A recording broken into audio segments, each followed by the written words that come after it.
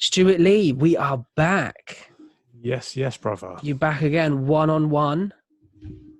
Return of the Mac. For those that haven't seen it, I'm on 8 episodes now of this new podcast, and Stewart was the first one on. He came on and bored us with his stories of addiction and alcohol and all this good stuff. But it was a really interesting conversation.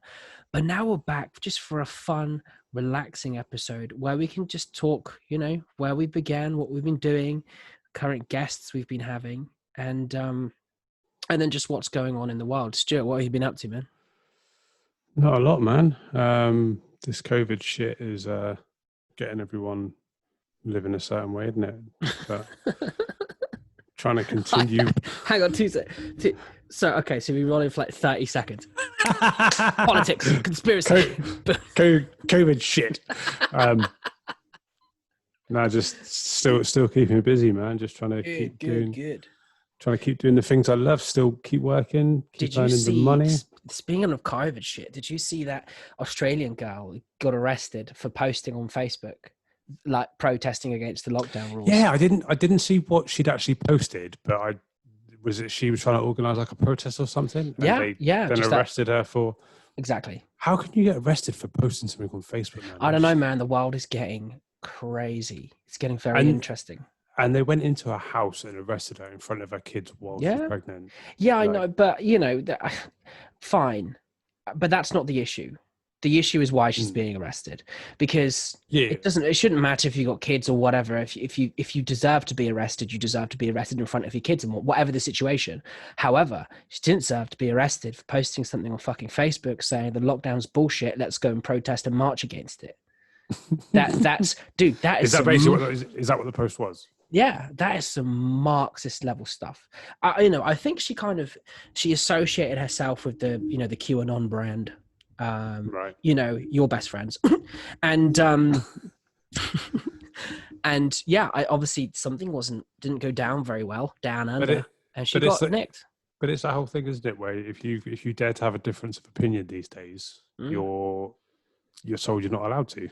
Mm-hmm. We're supposed to just go.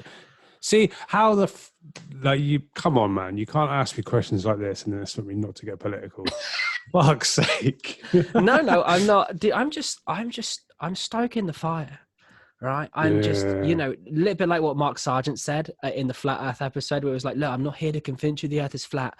I'm just here to plant a seed. I'm just planting a fucking seed to it. It's up to you whether you buy it or not. I'm like a dog in a cage and you're poking me. Bark, motherfucker. Yeah, so I thought that was a very interesting one. Anyway, dude, did you see episode 8? Did you see yesterday's episode, the podcast from yesterday? The Church of Scientology. Yeah. What did you think? I've just finished watching it, man. Mate, I mean, that's some next level. Absolutely insane. I mean, I don't want to ruin it for those. You know what? If you're watching this podcast and you haven't seen episode 8, head over to my YouTube channel and watch episode 8 with a guy called Stefan Malmstrom. He says he was brainwashed into the Church of Scientology as a teenager, and he was involved there for several years. And the circumstances that led him to leave was absolutely batshit bonkers, wasn't it, Stu? I need to find the South Park episode, because I'm pretty sure I would have seen it. Because did you say there's a South Park episode? I have seen it. I'm pretty sure I have, but I'd need to watch it again just to remember what. Yeah, no, of course. Yeah, I've watched a lot of South Park. Genius show, by the way. I like how you just said to everybody then, if you haven't seen it, go and watch episode 8. Yeah. Trying to get. Should we do your kid's really young, isn't he? So yeah, you wouldn't have seen the stuff. So kids like these days watch stuff on YouTube all the time, right? And what I've noticed is you get these channels that do really, really crap, stupid videos, but kids love them. Mm-hmm. And then what they do is they do this thing where they go, I bet you can't hit the like button in 5 seconds. Count down, and they start counting down, so they get all the kids to click the like button. So let's do that. Okay. I bet you can't click the like button in 5 seconds. Ready? 5, 4, 3, 2, 1. How Dude, did you just successfully count down from 5? Yeah, I did, man. All right, let's celebrate that by subscribing to the old YouTube channel. Stewart Lee. Dude, I didn't think you had it in you, man. I knew you boxed for a bit. You're a bit punch drunk. You've been punched in the head a lot. I've seen it. And you have to click the bell as well to get notifications. Yeah, you know what? Subscriber-wise, not doing too bad. I think we're on like 267 or something. And, you know, I want more subscribers. I definitely feel the content and the people I'm managing to get on. I mean, it's going so well, and I really enjoy doing it. I just don't know how to grow. I think it's just content. We're a bit of a way off Joe Rogan, aren't we? We are. I mean, dude, there's some crazy stuff happening with Joe Rogan at the moment. Are you caught up? Do you know what's happening?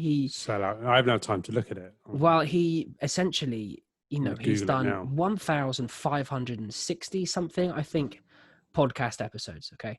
And, you know, he'd be the biggest podcast on YouTube, a very big inspiration for me to start this one. And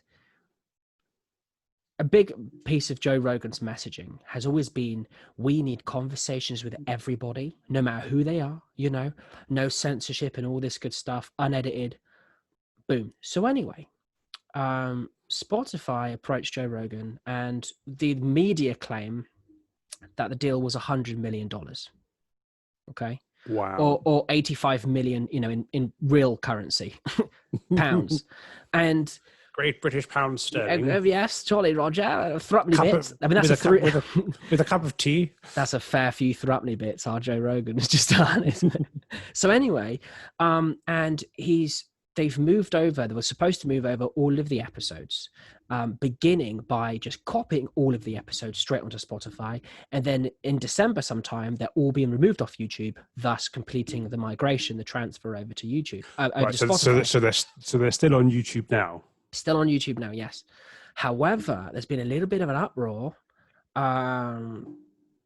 because they haven't included all of the episodes from some, let's say, controversial figure. The media is saying far right people. They're just people who aren't kowtowing, you know, to the loony left idea. These are people that have come on to argue against, you know, giving children chemicals to make them trans and change their sex, or, you know, people that don't necessarily agree with the identity politics or the cancel culture sweeping Western civilization at the moment. And, you know, there are a few conspiracy type people as well. Alex Jones's episodes haven't gone over.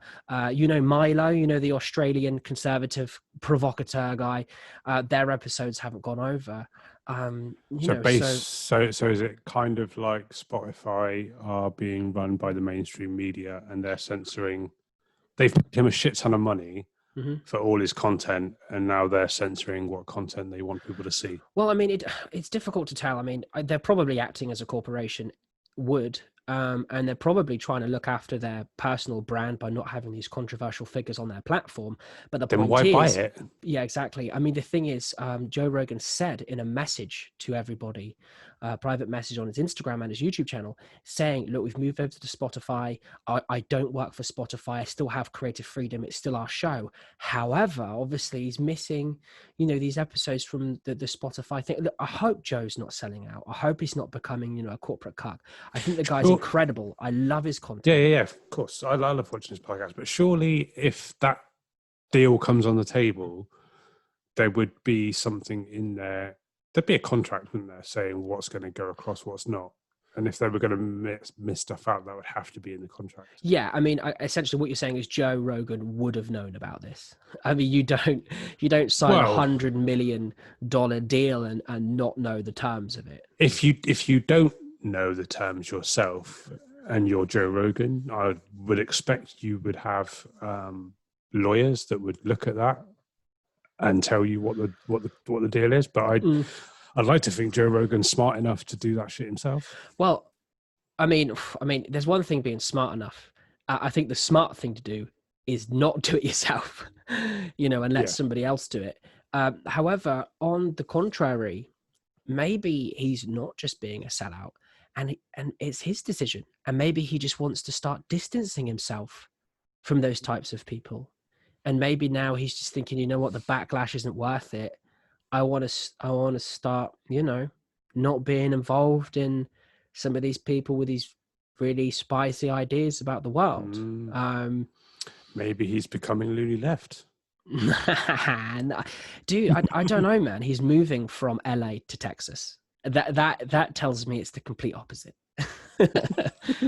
You don't move to Texas, dude. If you're betting for that side.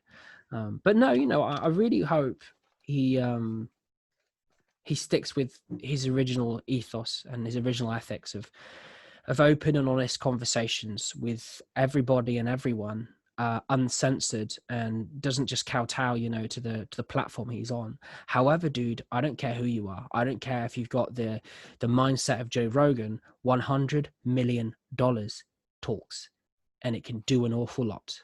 And we don't really know the terms of the deal, do we? And I was excited in a way for Joe Rogan to be moving to Spotify from YouTube, because YouTube have always been like the censorship Nazis, really. They've been the one really leading on censoring stuff. And I was excited for that move. But at the moment, it's 1-0 to YouTube in terms of the, and that's Joe Rogan comes out and says, look, it was me. I've decided not to move these episodes over. But who knows, man? It's just speculation at this point.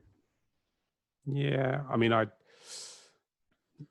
think a lot of these big companies now censor everything, don't they? Doesn't matter what you're using. The biggest search engine is Google.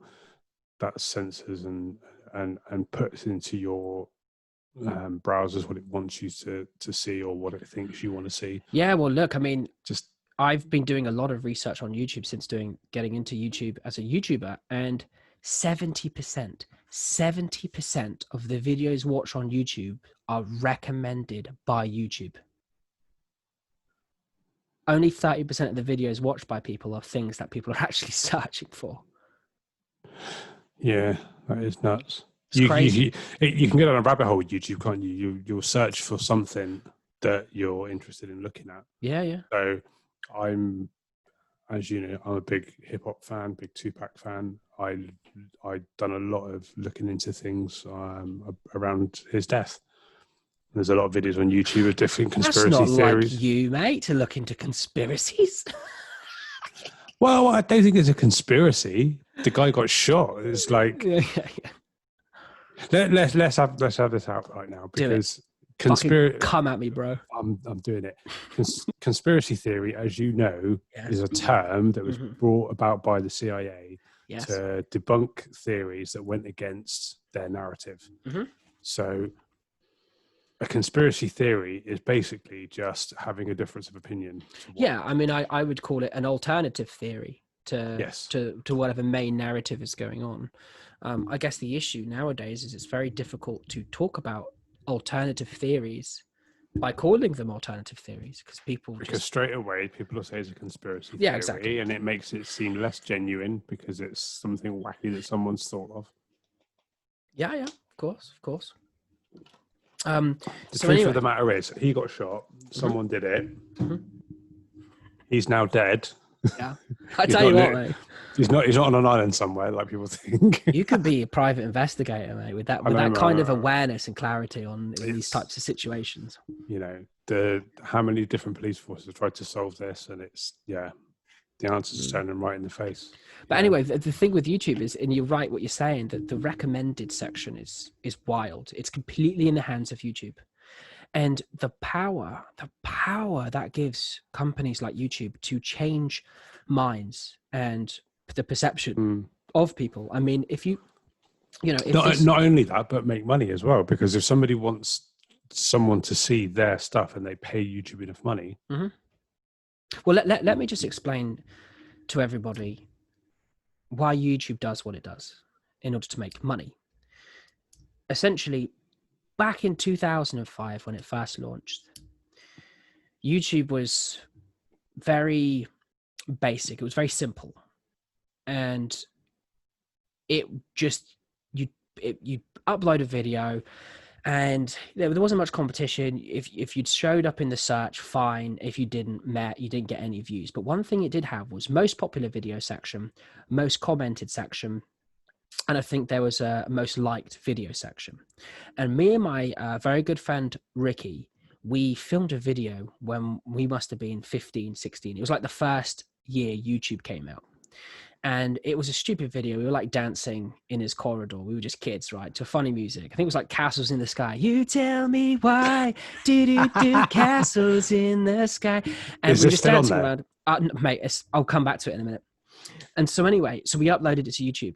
And me being me, you know what I'm like, especially at that age, I was like, I can make this go viral because all I have to do is keep spamming comments and I'll get it to the top of YouTube's comment category section, which doesn't exist anymore. That was how they promoted the popular videos then.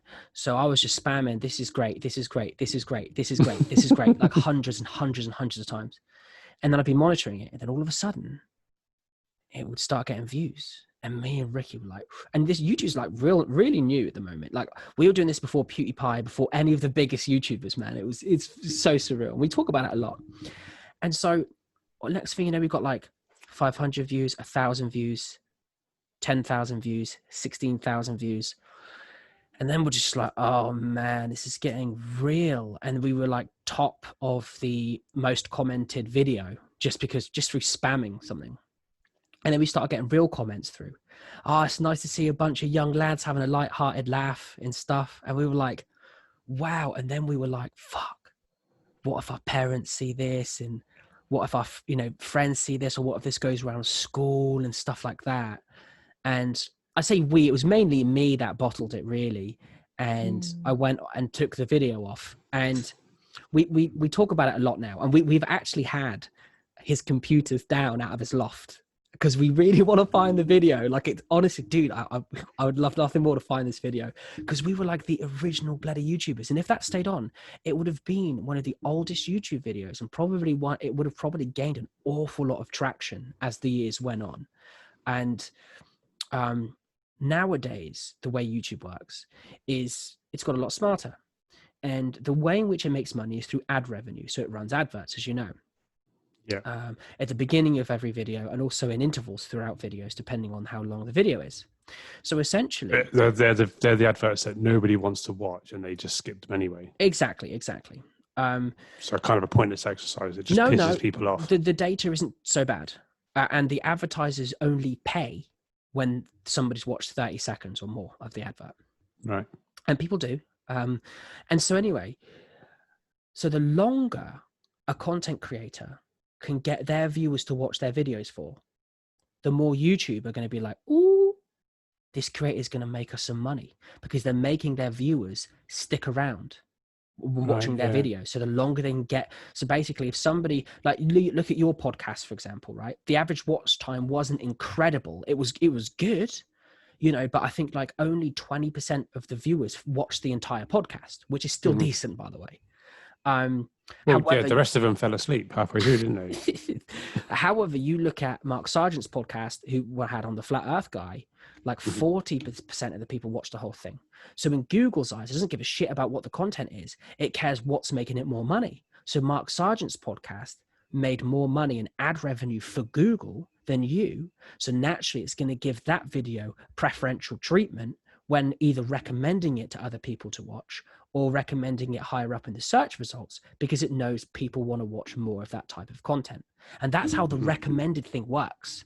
They start getting people in rabbit holes because it's profitable. It makes them more money. But at what point? By pushing people towards the stuff that they want them to look at and they're advertising on and getting paid for. Exactly. And another thing is that's why you see so many clickbait thumbnails on YouTube. You see everyone like, pointing to the title, how to get 1,000 Instagram followers in 5 minutes. And they're just like really they're just over exaggerating.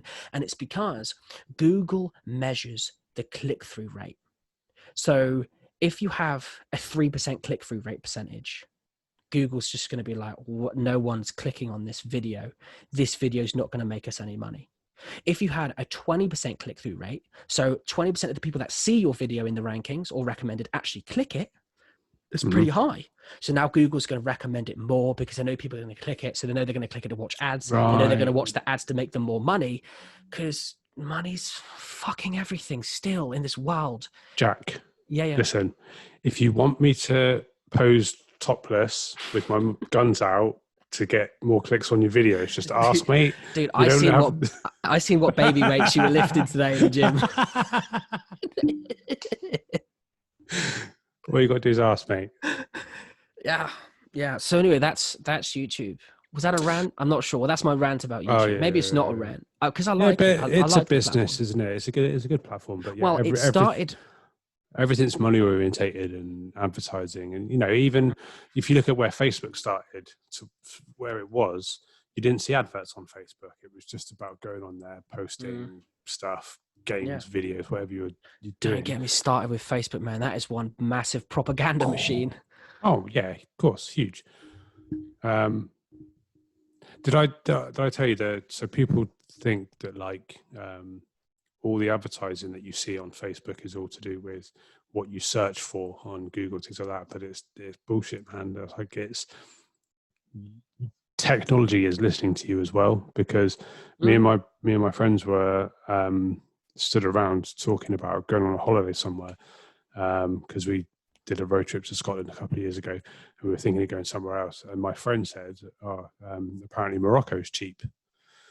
And I hadn't searched from anything to do with Morocco. And then when I went onto Facebook, 10 minutes after, there was adverts for holidays in Morocco. Yeah. Dude, I do this. As you know, I do this for a living, right? My digital marketing stuff. And I've got a few digital marketing clients.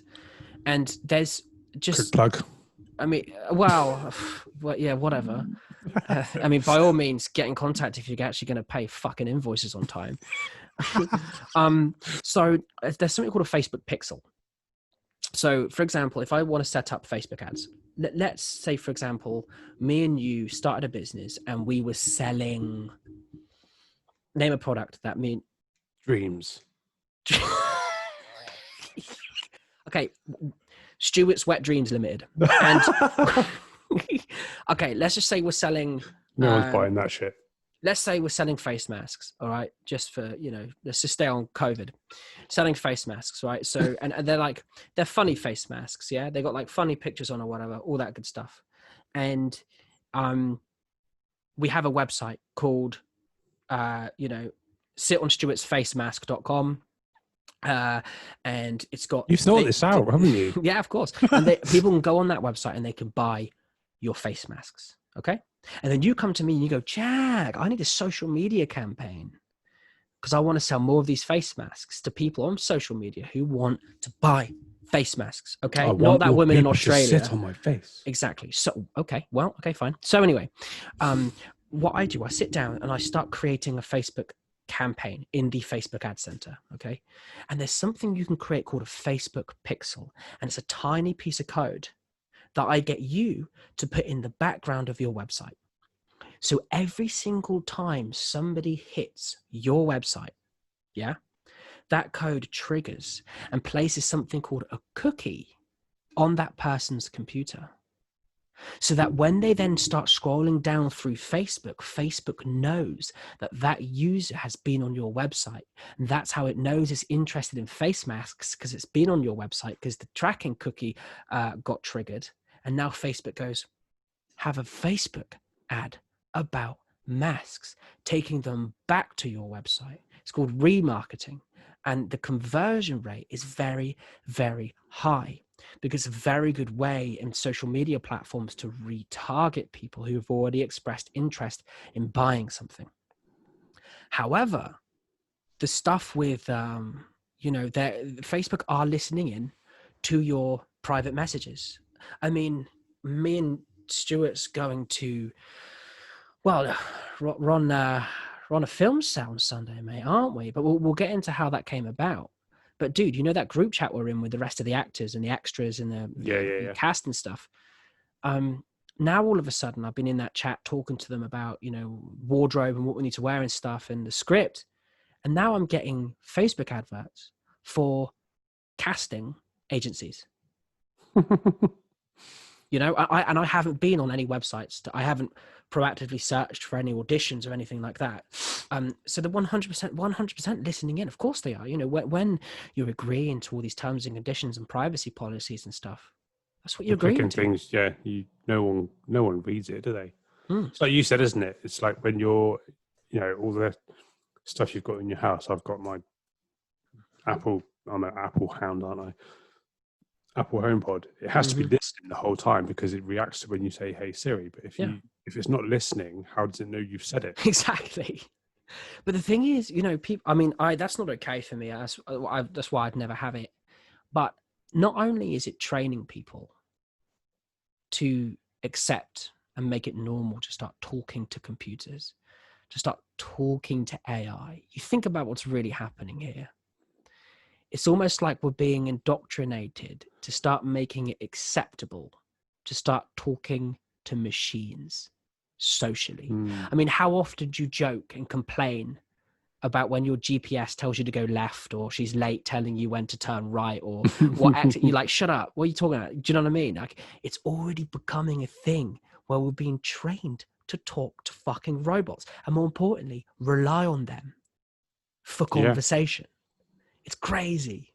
But it's something that's happening. And well, if you said to anyone who is younger than 25, can you plan a route from here to Edinburgh using this book of maps, the Great AA Road Atlas, they wouldn't have a fucking clue. Well, I mean, I wouldn't have a clue. I'm 30. Nah, you're way older than that. Nah, mate, I'm just 30. Dude, you're 38 or whatever, 48 or whatever, how old you are. You couldn't do it either. We'd have no fucking clue, would we?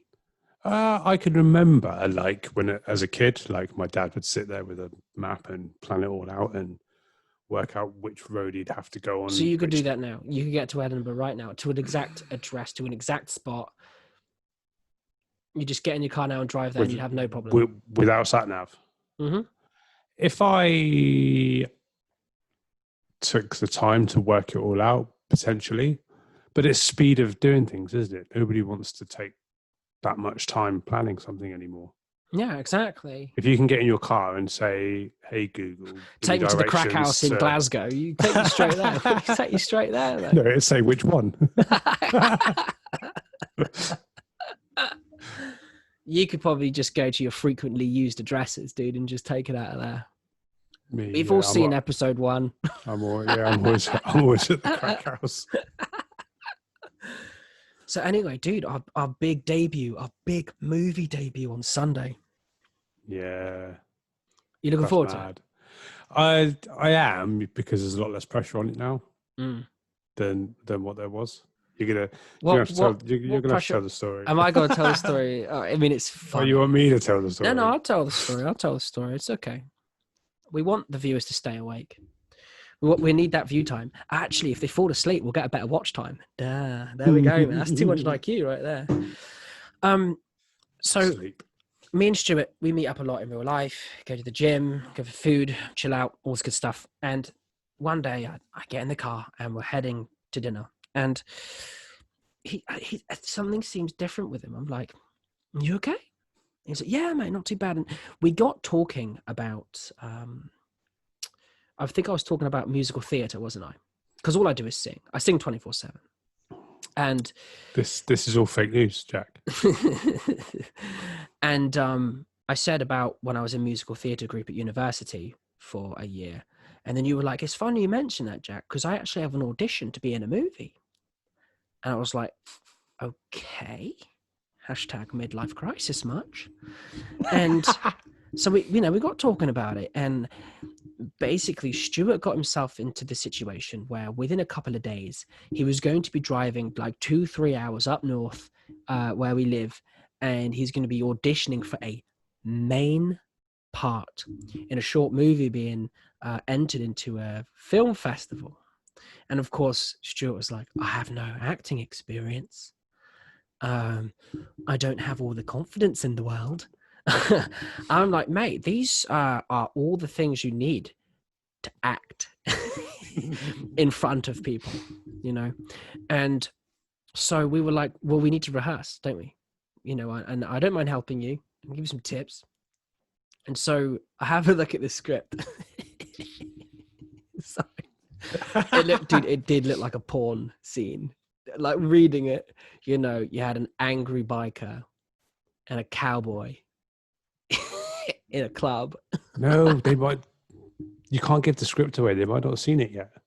Well, of course they haven't seen it yet. It's not been filmed. No, it's not even been filmed, mate.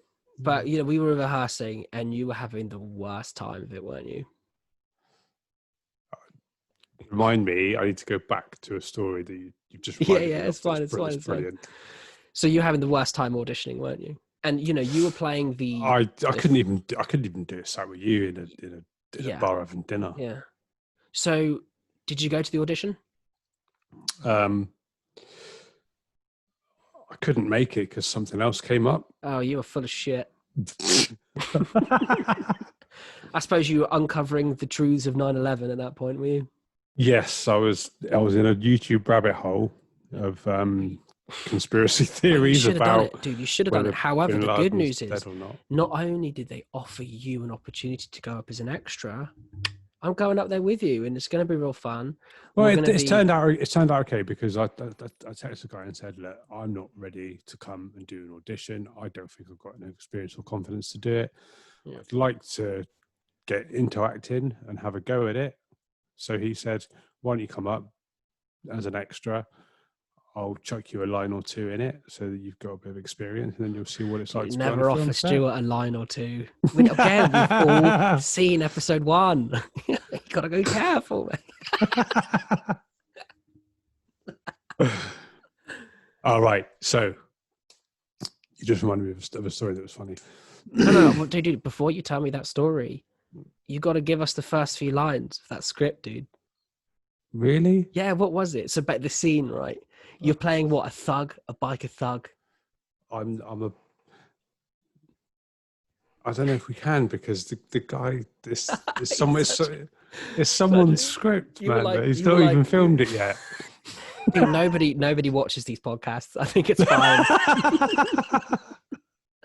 You were like, you're supposed to be angry, right? Stuart was supposed to be angry and we're rehearsing. And basically the line is like, he walks into a club and there's this cowboy with a syringe on the table. And you're supposed to come in really angry and be like, "What you got there, boy?" And I like, partner. The thing that was throwing me off was, the line was, "What you got there, partner?" Yeah, that's fine. But that makes you want to say it in a deep South American accent, and I'm no good at accents. Yeah, but so dude, you didn't have to say it like, "What you got there, partner?" that's what you did. That's what you did. You said, "What you got there, partner?" Getting Brokeback Mountain is fuck. You're supposed to be angry, because you were the biker. You weren't the cowboy. What you got there, partner? Well, that would have been good if you just went up and done the audition and just done that. They'd have gave you the part. They'd have gave you all the parts, dude. They would have found a way through camera trickery to give you every single part in that movie if you just did that. I could ad-lib. Yeah, you could. You could ad-lib. Mime it? Mime what? Mime the... So I just sit at the table and just pretend to be... Because I can look angry and look like a... Go on then, look angry. Show us your angry face. There we go. Oh, well scary, dude. That was real angry. Sounded like you just face farted into the mic. Sound very angry. Oh dear. Anyway, you've had your hair cut today. Yeah, Jeff Cape sorted himself out. It's looking good, mate. Did anybody you know personally sit in your car for an hour? Yeah, some dude called Jack, because he didn't want to conform with the new norm and wear a face mask. You know what? I'm surprised I didn't get arrested for those views. For the what? For those views. Like, what kind of Marxist world are we living in? Where people are now being arrested because they want to have an opinion on the way the world's ran. That's not right, mate. That's not right. But I won't get you into conspiracy. I can already see you starting getting really excited. The conversation's going that way. No, not at all. So anyway, we're going up. We're going to be extras in this movie. Do we even know what the movie is called? I don't know what we do we? It's The Cowboy. Is that what it's called? Dude, man, I don't trust this. A movie called The Cowboy, and they're asking us to go up dressed as bikers in I don't know, and it's in a nightclub. Bro, if we walk in there and there are people swinging from fucking cages and shit, and I'm out. No wonder they wanted you so much to audition. Mate, the guy who wrote it is a good friend of a real close friend of mine. I used to do a lot of work with a guy who's now moved over to America, and he's doing acting in America. He's moved over and got married. He recommended this guy to me, so he was your fixer. He was your acting fixer. It should be legit, you know. I know a guy that knows a guy. Why do you want to get into acting? It's one of those things that I've always been scared of public performing. So boxing was an initial thing that I'd always talked about doing. Never actually did it. The first fight, I was absolutely petrified. Thought I was going to get my ass handed to me. Have I ever told you the story of that first fight? No. Oh my God. Oh, you've told me personally. You haven't told 3 people who are going to watch this podcast in the next couple of years. I hope more than 3 people watch it. But anyway, so I was doing photography, film work for a boxing promoter who does white collar stuff in Bristol. And I was talking to her after the first event that I went to and said, you know, I was thought of having to go to boxing, but never really got into it. And she said, why don't you come and do it on the show? And I said, I've never trained. And she was like, oh, don't worry, you know, you need a few months training. And then you know, she said, I'll match up against someone who's also at the same level, never had a fight before. And I was like, oh, I'll think about it. So I came back and then she messaged me. She was like, have you made a decision? I was like, actually, yeah, go for it. I'll have a go. So she started looking for an opponent for me. But at this point, I've still never even been in a boxing gym. I was just someone who thought I could fight because I'd had a few fights in town while drunk, when most of those fights ended up in me getting knocked out. So they weren't very successful fights anyway. But just thought I was a bit of a Jack the Lad kind of thing. So then I started asking people on Facebook, anyone know a boxing gym? So an old schoolmate recommended a boxing gym in Exeter. And I messaged them and said, you know, I want to come up and learn how to box. And they said, well, yeah, that's what we do. Come up. So I turned up on my first night and I said, oh, you can teach me to box? And he went, yeah. And I said, oh, that's good. I got a fight in 12 weeks. And his face just dropped and hit the floor. And I didn't realize at the time that the method of this, the way it should be done is you go to a boxing gym, start learning how to box. And then when your coach thinks you're ready, he arranges for you to have a fight. So he started training me. 6 weeks in, he was like, mate, this ain't going to work. You're going to get hurt if you go up there. And at the time, I was working with a sponsor within my recovery fellowship. And I was talking to him about it. And he put this idea in my head. He's like, part of being sober is now you be a man of your word. When you commit to something, you see it through. So then I was like, shit. Unless you're going for an audition. Is that where this all comes fucking crashing down? Let me have my moment. So then I'm thinking, fuck, I've committed to this now. I've got to see it through. So I went back to my coaches and I went, look, quitting's not an option. Whatever happens, happens.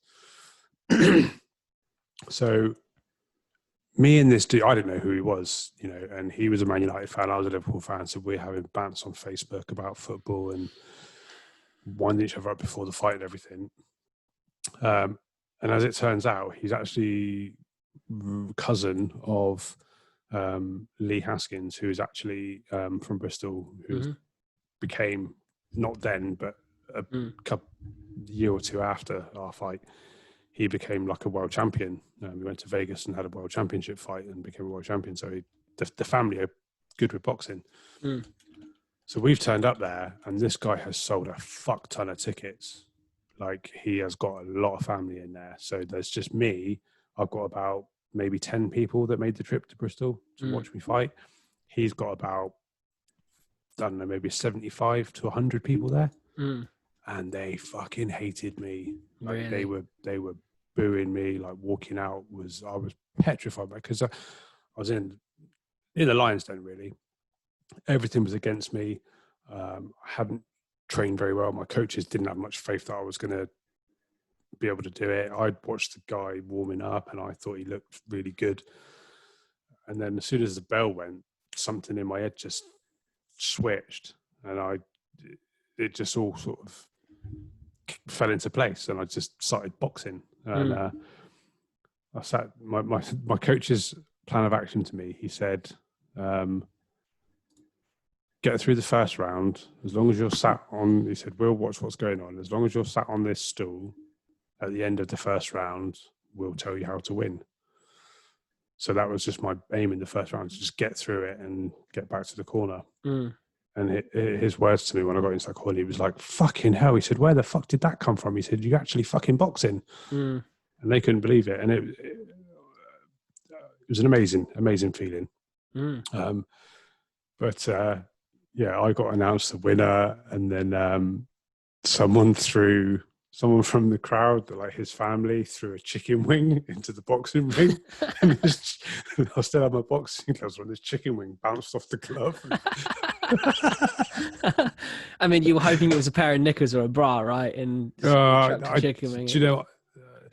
It was on Facebook after. He was like, "Oh, sorry about that," and I was like, "I said, don't worry." I said, "I just wish they'd wait until I got my gloves off, because I was quite hungry." Well, ain't nothing but a chicken wing. But that's what made you want to get into acting, is that overcoming that fear of doing something in front of people, and now you want to take that step forward. It's pushing yourself out your comfort zone. So I always thought I couldn't dance, and then I decided, when I'd done boxing for a while, that, oh God, what are you doing? Look at this. Let's check this out. So this isn't the fight, is it? No. But it's certainly one of them. Look. I look about 12 there. What's happened? Dude, you look trim. You look like you've just spent a month in that crack house in Edinburgh we were just speaking about. Look at the value. You look up for this one. Is this the one that I seen in the university? Yes. Yeah, so I watched this fight. I was up in the stands, wasn't I? I remember this. Let's skip through some of this. Here we go. This was a great fight, by the way. This would have been close to being fight of the night, for sure. A lot of people said this was one of the best fights. So yeah. Boom, boom. It was a really good night of fights, actually. If I remember it quite well. So Mark Godbury was in the final, right? And it was really disappointing. But other than that, all the fights before that were amazing. That was the headline fight, and everyone had gone by that point, didn't you? Did you get much nerve drain doing this? Like, were you tired before going in? On that particular night, I remember because I was struggling to lose weight for that fight. Right. I couple of nights before, I was doing Joe Wick's high intensity interval training videos on YouTube. And it was quite a heavy leg focused session, and I could barely walk before the fight. My legs were fucking done. Well, mate, you can definitely take a punch. Which is good. Is this guy good? Is this guy a decent level? That's Ryan Fox. We had a fight a few months after that for a title. That was a good right, man. Yeah, now you're just thinking, fuck you, don't throw chicken wings at me. I won this fight, and then we've had another fight a couple of months later, and he won the second fight. So yeah, he is good. He's got a very good coach. Well, that was exciting. But now you're done with boxing. Now you're all about dancing and acting. So I'd like to have a go at different things. I've never tried. So I've always wanted to know if I can sing. So if no, you're not gonna get me to sing on this. I can see it in your face already. You're thinking, I know what I'm gonna get into do now. What if I was to get you to sing like a nursery rhyme or something? Like you'd crush it in a southern Tennessee accent, right? Like that cowboy. Oh yeah, of course. Was it Old MacDonald had a farm? And that in a deep South accent? No. So like my brother-in-law, he does a lot of pantomimes, and he's a very good singer. Like he'll go on karaoke. He's sung like at my mum and dad's silver wedding anniversary, live in a church. The only time I've ever tried to sing anything is when I'm absolutely smashed. So I've got, alcohol was my big fear remover. So anything I was scared of doing, give me 10 pints and then I'll go and do anything. Yeah.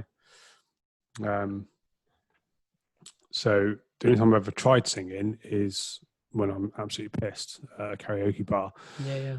And you don't really put the effort in when you're pissed. So my philosophy on singing is, it's the same with like any kind of dance moves. With singing, if you don't put 100% effort into it, it's not going to sound good. Yeah, of course. Because it just won't. Yeah. And I've been to a lot of pubs where there's karaoke on, and you see these people get up, and you can see they put 100% effort into their singing, and they sound like dog shit. And I don't want to be that guy. Oh, really? I don't care. It's a bit of fun, right? Doesn't matter. You don't have to sound good. I sing in my car all the time. Yeah. Well, I haven't. I'm yet to hear any of that. Oh, when I'm on my own in my car. After 10 pints. Mate, you're going to get me arrested after this podcast. No, mate. You're not protesting lockdown rules. You're all right. Okay. Yeah. So I sing a lot, right? I wanted to have a go at like acting, singing, dancing, do a panto, cool. Dress up like the genie of Aladdin.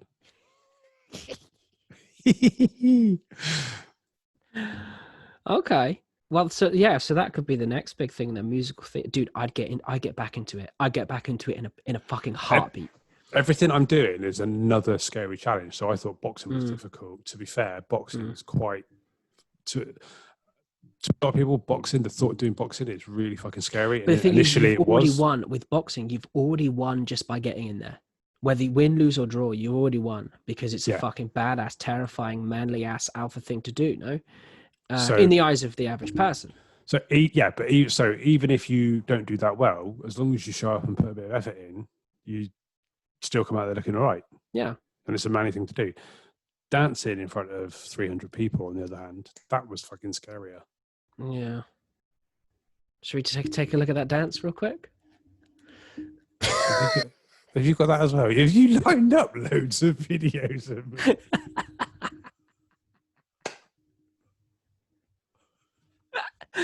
It's your call, man. It's your call. I would do anything that you won't. Have you got it? No, but I can find it. It'll take me like 5 seconds, dude. It'll take me 5. Let's see if I can find it. Right. So it's a video of you dancing somewhere. Right. Let's have a look. My name's not in it, so you won't find it. Still find it. Yeah, I probably will. SWC or something. Was it Southwest Champs? No, it wasn't Southwest, was it? You're up in Blackpool, weren't you? Okay, I got this. No, it wasn't Blackpool. It was Southwest. Was it? Oh, so I was right first time. Showcase 1. Found you. The caption photo. The caption photo is literally it's the best. It's the best. 3 minutes and 10. It's a shame because I don't think the sound will come through, but I'll just edit it in after. Look at this. Fair play to you, dude. So this was in 2019. So it's actually relatively recently, no? Yeah. Let's do it. Can we show it? Can you show it? Yeah. Can I share the screen? Are you asking my permission? Yeah, of course. Yeah, fuck it. Whatever. You can edit the sound in after. Yeah, of course. Well, we'll only watch a little bit of it. Look at you, man. You look like every bus driver ever.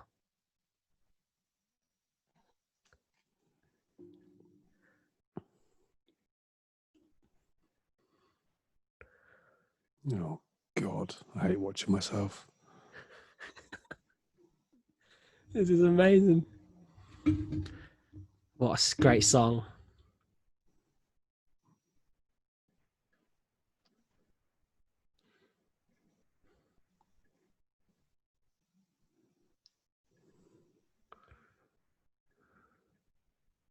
Man, I miss dancing, man. I went back last night. First lesson back.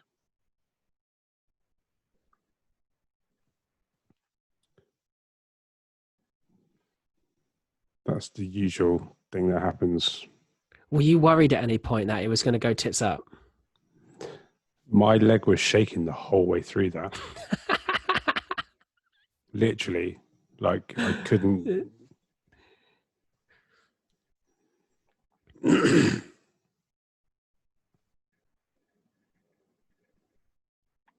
Nice. This bit. Pause there.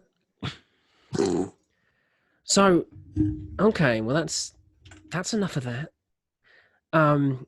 Dude, fair play, and that's what they call a showcase, right? At some of those dance competitions. And Yeah. I done jive for a couple of years. I never done a competition because I didn't have the balls to. It looks like you're on a mission to do as many scary things as possible. And it looks like you're just beginning. What I didn't realize is that in the world of these competitions, you have intermediate level and then advanced level and then open level. So open is for anyone who's a professional dancer or a dance teacher. And then intermediate and advanced is just for anybody who's at either of those levels. So all the normal categories are done in those, the normal sort of like freestyle dance categories are done in those levels. But the showcase category is normally only done by people at open level, which is the professionals or dance teachers. So again, it's the same with the whole boxing thing. I'm there walking in going, teach me how to box because I've arranged my own fight. I've done the same thing again with dancing. I've walked into one of the toughest categories and gone, I'm going to do that category because I want to, I can't dip my toe in anything. I'm either all in or all out. Yeah, man, you're balls deep or you're done, So I did the same thing there. I just jumped straight into the deep end and competing against pro level dancers. Yeah. So what next? Audition Sunday? Oh no audition. It's not an audition, mate. We're going straight to go. We're collecting £200 and we're going straight there, mate. Straight in, balls deep. I've got a biker jacket. You've got your deep south twang. Howdy here, boys. We got ourselves a problem. We're winning. We can only win. Are you going to get a speaking part, do you reckon? He said he's going to chuck me a line or two. What sort of thing? Can you give us a sneak peek of what a biker thug sounds like? Fuck off. Mate, I had the best time rehearsing with you, by the way. It was incredible. What you got there, partner? Nothing. Sure don't look like nothing. What's it to you, boy? Why are you talking like you own the place? Mate, it was funny. Dude, I will support you. But dude, if you do get a speaking line, you have to make sure that I am nowhere to be seen. Because if after everything we went through rehearsing these lines, if you take one look at me during filming, you are going to die. I'm just going to break, aren't I? You thought your leg was shaking during that dance, mate. Your whole bloody body is going to be hemorrhaging. If you see me when you're supposed to be performing and recording on camera, dude, I'm going to have to leave. I'm going to have to get out. Unless, do you know if have you got an on-screen kiss with the cowboy? Is that it? Is that? It's not Brokeback Mountain. Oh, well. Guests. I've got some other cool guests lined up for the podcast. We have when you interviewed, what's the guy's name again? Flat Earth guy, Mark Sargent. Yeah, the Flat Earth dude. Yeah. I was watching it and I wanted to jump in because there was a thing that did you remember ever seeing the what was the guy's name now? Felix. Yeah, Bumberg or whatever his name is. Felix Bumberg. Yeah, that guy. Yeah, some short dude went stratospheric or something. Yeah. So the view from when he got right to the top of the atmosphere, as high as he could go, the Earth looked pretty globe shaped to me. The problem there is that wasn't shaped like that because the Earth was round. That was because the fisheye lens. I'm not defending the flat Earth model. It's been calculated when Felix done that jump for Red Bull. The fisheye lens really rounded the Earth so much so that they calculated if that roundness, the curve, was the shape of the Earth, then the whole Earth would have been only the size of Mexico. Really? Yeah. It's been done. Yeah. Like let's get it out quickly. Let me have a quick So look. that video was bullshit too.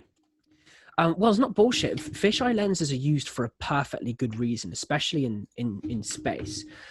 Felix. But they used the lens to How make do you it spell look... Felix? Bung. Oh, there we go. Boom. Felix Baumgartner. Felix. It sounds like a line of that film. What you got there, Baumgartner? What you got there, partner? So let's have a quick look. Yeah, look, this is. I mean, that's just ridiculous. I'll just share the screen real fast, but I'll just show you the thing, because this is used in a lot of arguments. And so if I'd have jumped in and said to that Mark Sargent, well, the Scott would be round because of this video, he'd have just gone, "You're an idiot." Well, I mean, I don't know. I don't think he's in any place to call anybody an idiot. But look, I'll just show you because I've got it here. If I just here we go. Let's just share Chrome. Do you see this? Yeah. 2 seconds. Yep. Yeah. Cool. So you see how much that's curving there, right? Yeah. And he's not actually that high up. You can see these rivers and canyons and stuff, right? This here is just like one state in America, yeah? All this landmass, yeah? And you see how much that's curving. If you follow that curve all the way around, that's probably actually only taken 2 or 3 of my monitors squared. Do you see what I mean? Right. So that curve is loads. And look at that landmass. It's super close. You can make out roads in the ground and stuff. It's not that high up. It was in the stratosphere. So do you think it was made to look like it was much higher than it really was? No, not at all. That was definitely, I think that was definitely how high it was. It was just the curvature of the Earth was accentuated due to using the fisheye lens. But what I'm saying is that curve makes it look like he's much higher up in the atmosphere than he really is. Yeah, but I don't think that was done on purpose. I think that's just a product of the type of technology they used to film it. I see. But yeah, to answer your question, I mean, that if that curve was the actual curvature of the Earth, the world would be like the size of Mexico or Guatemala. Like, it's not big at all. Do you see what I mean now that you've seen it? Yeah. But I do believe the Earth is fucking round, of course. However, I do believe in real evidence to debunk it, because it just gets stupid otherwise. I'm in some flat Earth groups because I wanted to use them to promote the episode for Mark Sargent. Dude, wild place to hang out in for like a short period of time, because you have people on there like making some really ridiculous arguments, not only for the Earth being flat, but also some ridiculous arguments for it being round as well, like some really dumb stuff. And I kind of just feel like some of these conspiracy theories are they're just more entertaining and more fun that to look into than actually world changing. Can we make an agreement now that we stop using the term conspiracy theory?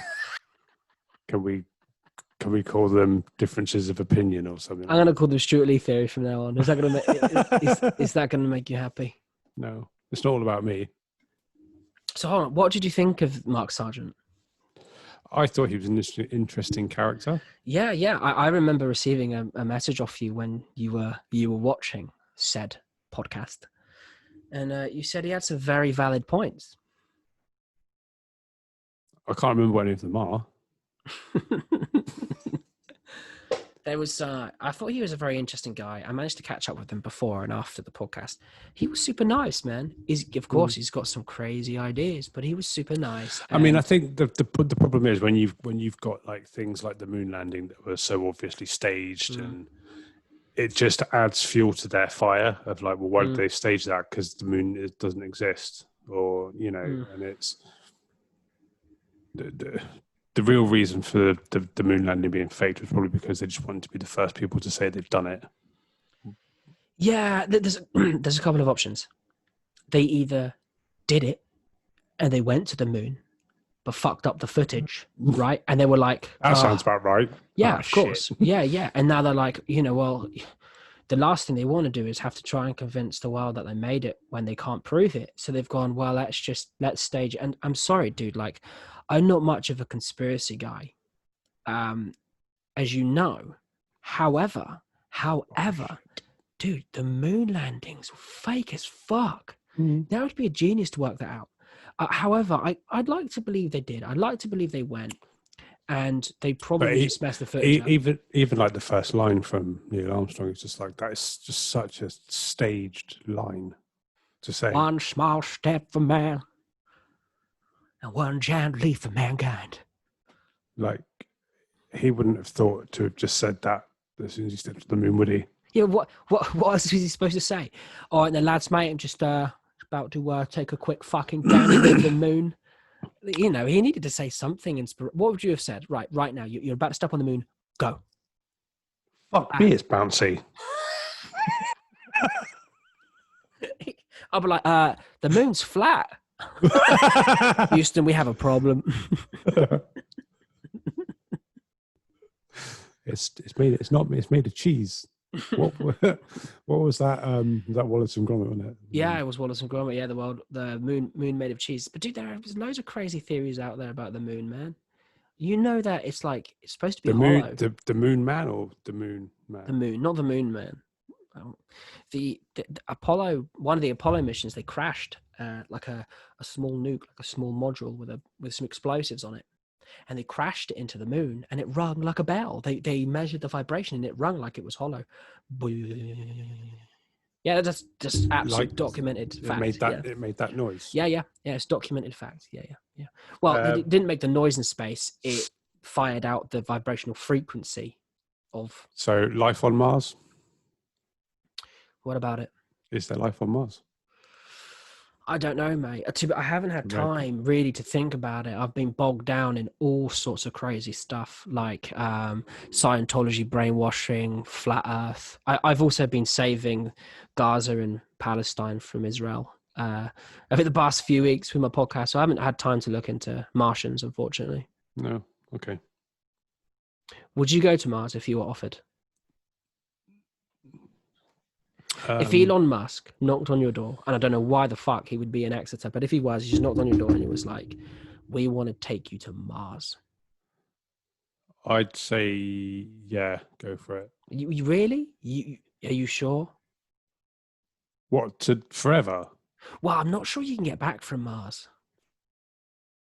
How long will it take to actually get there? Let's say you're traveling the same speed as the Apollo missions headed to the moon. More like the Nevada desert, but let's have a look. So let's have a look how long it would take to get to Mars. Let's have a look. How long would it take to get to Mars? 21 months. 21 months. That's not too bad, is it? Well, I mean, as space travel goes, probably not, but the issue there is I don't think you'll be able to carry and land with all of the resources to be able to get back. They've put space missions to Mars, haven't they? But not. Hang on. People. All in all, your trip to Mars will take about 21 months, 9 months to get there, 3 months there. Oh, hang on. All in all, so that's a round trip. 21 months. All in all, your trip to Mars will take about 21 months, 9 months to get there, 3 months there, and 9 months to get back. With our current rocket technology, there is no way around this. The long duration of trip has several implications. Oh. So you could go there and come back. However, no one's been there yet, so how do we even know that? There is some speculation happening in some of these space agencies. Speculation on what? Well, how long it's going to take to get to Mars. Yeah. They'd probably fake that as well. Imagine trying to fake that with today's technology. I mean, you could probably do a better job of it, right? With a green screen or whatever. Well, all they have to do is get the setting that they use for the moon one and just dye the floor red. use the same people, but just change the first line. So you, hand on heart right now, if you said, look, you're going to go on a 21-month trip to Mars, you'd say yes. Yeah, fuck it. Get away from this shithole for a month. Well, you're insane. But, I guess that could be your performance of a lifetime that you've been looking for. I've trained for this my whole life. So if he came to you and said, you can be one of the first people to go to Mars and have a 3-month holiday there. I've got no interest in doing that. Like what? Just because I could say say that I'm the first person to go on Mars. Ooh, I don't know, man. I think I'd rather be here with my family, chatting shit, making a podcast. I mean, look, doing an episode from Mars, that'd be amazing. On the way there, I'd have a podcast with Mark Sargent, just like looking back at the Earth, saying, "Mate, I got some news for you, mate. And you're not gonna like it." I'd probably troll him. I'd say it's flat. I'm like, Mark, seriously, dude, quick. It's flat. The Earth is flat. Okay, they're coming. I have to end the call. It's not a secure line, but the Earth's flat. You're onto something. Oh dear. Yeah. Okay. Well, look. Let's. It was good to have us back on, chilling out. No. How long have we been going for? Long enough. Doesn't really matter how long we've been going for. Are you sacking me off? No, I'm definitely never sucking you off, dude. That's never been on the table ever. Under the table, dude. That was interesting, actually, in the Mark Sargent podcast when he spoke about Joe Rogan changing his stance on NASA and the moon landings being fake. Like, I remember quite distinctively when Joe Rogan was so anti-NASA, and he was really, all he wanted to do was talk about the moon landing conspiracy, and he was calling it out to be fake, and he was debating people on it. And I mean, you can't lose a debate about the moon landing footage being fake. It's the jury's out. And then all of a sudden, poof, he has this show on a sci-fi channel, apologizes for his views on NASA, and then on his podcast from there on in, he's pro NASA, and the moon landings footage was real. That's interesting. It is, if you can have that strong opinion about something, and then at the flick of a switch, you just go, actually, that was all wrong. But it's all well and good us having an opinion on that. We don't know what it's like being that super famous, making that sort of money, having that sort of pressure on you, that sort of attention. And you don't know what kind of mindset that puts you in, what kind of worry having controversial beliefs and opinions out there does to you. Not just that. If you've got a large audience like he's got, so he's got the ability to influence lots of people with the guests he has on his show or the stuff that he's going to talk about. If that goes against someone's narrative and they don't want that shit getting out there. Yeah, mate, if me and you... There's a lot that goes on in this fucking world that we don't know about. We've got no clue about. Of course. And you're just itching to tell us about it. You promised me we were going to do an episode just on conspiracy theories. Look, if you want to do an episode on conspiracy theories, we can... Let us know in the comments. If we got 3 comments from people we don't know, if we got 3 comments from people we don't know in the comment section below saying, do a conspiracy episode with Stewart Lee, we'll do it. We'll make it happen. How's that? What if we just get 3 comments of people saying I look like Jeff a really overweight celebrity with a beard? Look, we'll do our conspiracy episode. It's been really good to hang out with you again.